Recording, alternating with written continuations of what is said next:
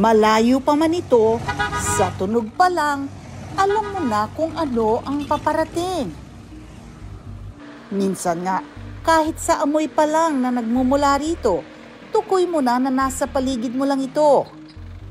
At kahit nga ilang daang metro pa ang layo sa'yo, malinaw na agad sa paningin mo. Tabi-tabi na kayo riyan. Narito na ang hari ng kalsada. Heto na ang jeepney. Hari pa nga ba sila o mga salot na sa mga kalsada? Depende siguro kung sino ang iyong tatanungin.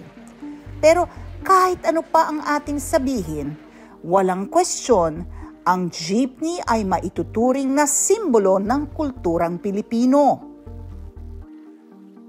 Nagsimula ang istorya ng jeepney noong panahon pagkatapos ng World War II nang mapunta sa Pilipinas ang mga surplus ng military jeep mula sa Estados Unidos.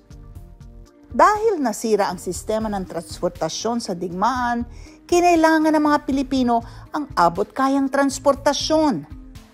Sa paghahanap ng paraan, naisip ng ilang mga madiskarting Pilipino na gawing public utility vehicle ang mga naturang military jeep. Pinahaba, nilagyan ng bubong, at nilagyan ng kung ano-anong palamuti sa katawan.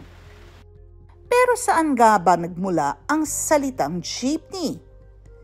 May mga nagsasabi na kombinasyon ito ng mga salitang jeep at jeepney na tumutukoy sa mga nausong ride-sharing vehicle sa Estados Unidos noong 1900s. Akalain mo yon, uso na rin pala ang sabit-sabit sa Estados Unidos noong mga panahon na yon? Pero may nagsasabi rin na nagmula ito sa pinagsamang jeep at knee, as in tuhod. At bakit knee? May kasikipan kasi sa loob ng jeepney, lalo na yung mga unang bersyon nito.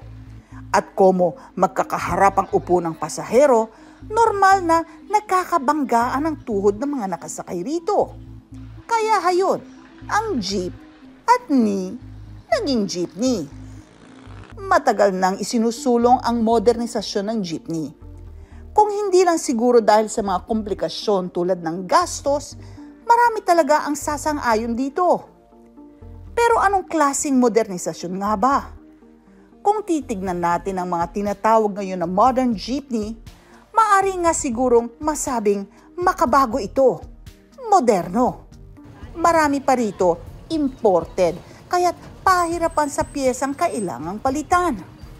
At jeepney nga ba silang maituturing? Idagdag niyo pa, sa panahon ngayon ng selfie-selfie, nanaisin mo bang magpalitrato katabi ng sasakyang ito?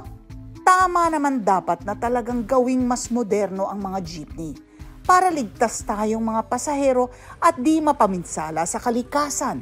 Pero huwag naman sanang pakialaman ang natatanging disenyong panlabas nito.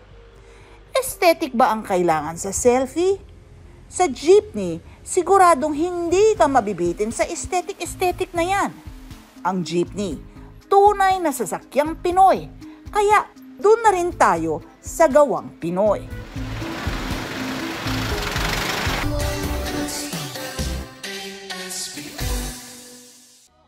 Let's get together, Sunday 25, Sunday 25.